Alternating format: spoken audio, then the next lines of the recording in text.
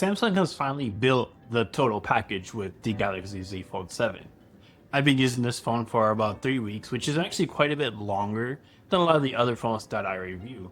Typically after about a week, I'm moving on to the next device or gone back to what my main SIM is in. But this time around, my main SIM is actually in the Galaxy Z Fold 7. That's actually pretty rare for devices that I review.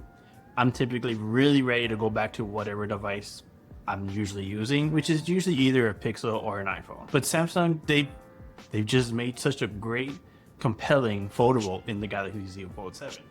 So in this review video, we are going to talk about what I like about the Galaxy Z Fold 7, what I don't like, and what I'd like to see Samsung fix in the Galaxy Z Fold 8 for next year. So first off, what I like about it is just how thin the Galaxy Z Fold 7 is.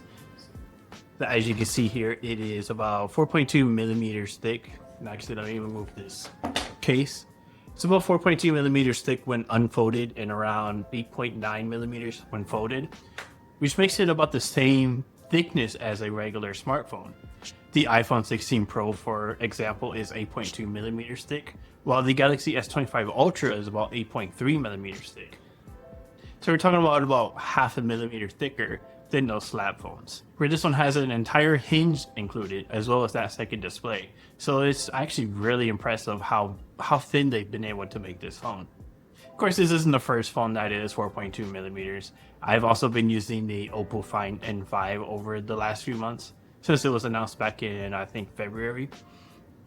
That one is also pretty much the exact same dimensions and size, although the cover display is a bit wider, which is another thing that I really like about the Galaxy Z Fold 7. That cover display is finally wide enough that I can use it without being forced to use the inner display. For years, Samsung has stuck with a very skinny cover display. Almost felt like you were holding a TV remote, which made it very hard to pretty much do anything on that cover display. Because while I do like smaller phones, because then I can text with one hand, that wasn't possible on the Galaxy Z Fold up until now. And because the display is much wider now, we're talking about 21:9 aspect ratio, which is still a bit narrower or taller than a lot of other slab smartphones. Most others are about 19:9 or 20:9. Sony is really the only one that's doing the 21:9 thing, and they've been doing that since I think 2018 or 2019. So while it's still, pretty tall, it's still usable. And I'm actually finding myself using the cover display more than the actual inner display. Basically, I do everything on that cover display, and when I need more space, I'll open up the phone and use multi-window pop-up view or whatever I want to use that space. Now, the next subject is going to be a bit controversial, and it's the battery life. So inside we have a 4,400 milliamp hour battery, which is very small for what we're getting here, especially where we have competitors hitting 5,000 with pretty much the same thickness. In fact, the Pixel 10 Pro Fold, we just leaked the specs a couple weeks ago, and that's going to have a 5,015 milliamp hour battery, but it's still going to be pretty thick actually. But when we look at the Chinese foldables, we're seeing 5,600, 5,800. I think there's even one with 6,000 milliamp hour, but still being about as thin as the Galaxy Z Fold 7. So while I'd like to see a bigger battery here, the battery life is actually not bad. I'm typically able to get through a full day, even heavier days, but I don't have a lot left in the tank at the end of the day.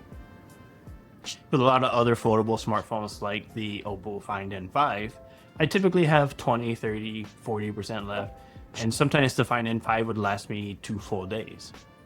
But with the Galaxy Z Fold 7, I'm usually under 10% by the time I plug it in at night. I definitely like to have more of a battery backup than what we currently have. But for me, it does get me through the day, and that's really all I care about, to be honest. Now let's talk about that performance. So inside the Galaxy Z Fold 7 is the Snapdragon 8 Elite for Galaxy. It's basically an overclocked version of the 8 Elite. I believe it clocks in at about 4.47 gigahertz on the Prime cores. And performance is pretty much what you would expect from a Snapdragon 8 Elite. It's pretty similar to the Galaxy S25 Ultra. Though in benchmarks it is a bit lower, and I believe that comes down to not having a vapor chamber or some kind of cooling system. It's just a little weird that they got rid of it after adding it last year on the Fold 6. but I assume that the reason is for how thin the phone is. Hopefully we'll get that back next year. I mean, I would be okay with it being a tiny bit thicker to have that vapor chamber inside. But when it comes to benchmarks, which is really the only place I've noticed that it is missing that vapor chamber, it is a bit lower, but still pretty decent. Though I will say on Geekbench, the results have been a little bit weird. I had to test it about 5 times before I got the score that I was expecting to get on that 8 Elite device, which is around 2900 to 3100. Most of the time it was getting me about 2000, which is quite low. In fact, that's about where the Tensor G4 is on the Pixel 9 right now. But in day-to-day use, the performance is pretty good. I haven't noticed any slowdowns, and really the only time it got warm is when I've been outside using the phone, and it's been pretty hot here recently, in the 90s, over 100 degrees, and pretty humid. And pretty much any phone is going to be hot if you're using it out in that kind of weather. So it's hard to come down on the Galaxy Z Fold 7 for doing. Now let's talk about some of the stuff that I don't like about the Galaxy Z Fold 7. Of course, it's going to be the camera, and this is actually, there's quite a few reasons why I don't like the camera. So while we did get that new primary camera, which is now 200 megapixel sensor, what we really need to have updated this year was that telephoto sensor. It's still a 10 megapixel sensor at 3x, which is not great at all. And I really hope that Samsung does opt to change this to a 5x higher res sensor next year. Maybe 48 megapixels or 50 like what the Pixel has. Because with that 200 megapixel sensor, I'm pretty sure you could sensor crop all the way up to 5x, if not even maybe a bit more, because it does have all of that detail. Now that primary sensor, it's pretty good, as you can see in the pictures that I'm showing on the screen right now, but it really falls apart with that telephoto and even the ultra wide. And I was actually surprised to learn that the ultra wide actually has autofocus this year, which it did before. And then the other reason why I don't like the camera is the camera bump. This is a pretty thick camera bump. So as you can see on here, it's quite thick. And when it's sitting on the table, it wobbles. And I'm one of those that likes to put my phone on my desk.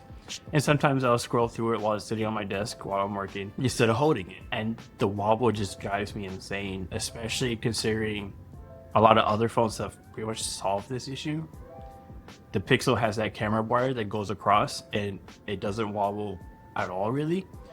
And a lot of the Chinese phones have also solved this by going with a round camera module in the center, which a lot of people don't like the style of it. I don't really care. As long as it's not wobbling, so what? And as long as the cameras are good, which a lot of them are, who cares what it looks like? And the last thing that I didn't like about the Galaxy Z Fold 7 is actually going to be with the displays. Now they do get pretty bright. We're looking at 2600 nits of peak brightness, but because of that lack of cooling or vapor chamber, they dim pretty quickly when you're outside. And as I mentioned already, we've had pretty hot temperatures here lately. So when I'm outside, there's sometimes, just after a couple of minutes where it just gets so dim, I can't even see the phone, which kind of defeats the purpose of having such a bright display. And I feel like if Samsung just had a vapor chamber in there, it would fix that issue. It's not something hard, because we didn't have this issue on the Fold 6 last year that I can remember. And we also don't have this issue on the Oppo Find N5 or the Honor Magic V3, since I haven't gotten the V5 yet. And even the Pixel Fold from last year, it didn't dim as much as Samsung does. So what can Samsung change for the Galaxy Z Fold 8? Well, obviously with the camera, telephoto is the big one that needs to be updated, because that hasn't been updated in several years now. Really, all I want from a telephoto is high resolution. I'd also like to have a larger sensor. I'd also like to have a larger sensor for that telephoto sensor, because it is quite small for a telephoto. Give us a larger telephoto sensor, which is going to take even better photos. It's still surprising that all these Chinese companies are able to use Samsung's 200 megapixel sensor for telephoto, but Samsung's sticking with it for their primary sensor. Obviously, I'd also like to get that vapor chamber back into the Galaxy Z Fold 8. I would be okay with Samsung even making it a tiny bit thicker, maybe 4.3, 4.4 millimeters when unfolded, just to have that vapor chamber, because I don't think I would notice the difference between 4.2 and 4.4 millimeters. But I would notice the difference between a vapor chamber and without a vapor chamber. And finally, the battery. While I do think the battery life is okay, it's even good, but it's not great. The Oppo Find N5 does perform a lot better for me, but it is also 27% larger. And there's only so much that a 4400 milliamp hour battery can provide. So I'd love to see Samsung give us a 5000 milliamp hour battery next year or larger, but where they are likely not going to adopt silicon carbon, I really don't see it getting much larger than 5000. And they might go for a more dense battery like what they have in the Galaxy S25 Edge. And along with that larger battery, I'd love to see faster charging as well. We have 25 watts on the Galaxy Z Fold 7, which I think is perfectly fine, especially where I'm mostly charging at night. But when you're paying $2,000 for a smartphone, you want faster charging. And Samsung does offer faster charging on the Galaxy S25 Ultra at 45 watts. So I'd like to see that come down to the Galaxy Z Fold 8 as well next year. And while that's still kind of slow compared to some of the Chinese companies out there, you know, Oppo's doing 80 watts, Honor's doing 65, I think. I think somebody else is doing 100 on a foldable. But those are all over USB-A. Samsung's using USB-C, which means you can use any charger you want to charge your phone, whereas these Chinese companies are forcing you to use their own charger. Now, can I recommend this phone to people to buy? It's hard to recommend it because it is $2,000. But I will say, if you've been wanting to get into the foldable game and you want to check out a foldable for the first time, there's really no better foldable to check out than the Galaxy Z Fold 7 right now. All of those early issues that we saw with different foldables, like the screen breaking, it being super thick and heavy, like a brick in your pocket, all that stuff is pretty much gone now. As long as you take proper care of your foldable, it should last a couple years. Now, it may not last as long as a slab phone. So some people keep those phones 6, 7, 8, 9 years, but it should last a decent amount of time. Of course, there'll be links down below that you can buy if you have not already purchased your Galaxy Z Fold 7, because pre-order period is now over. But Samsung is always offering different promos and trade-in offers for all of their phones really, but especially the Galaxy Z Fold 7.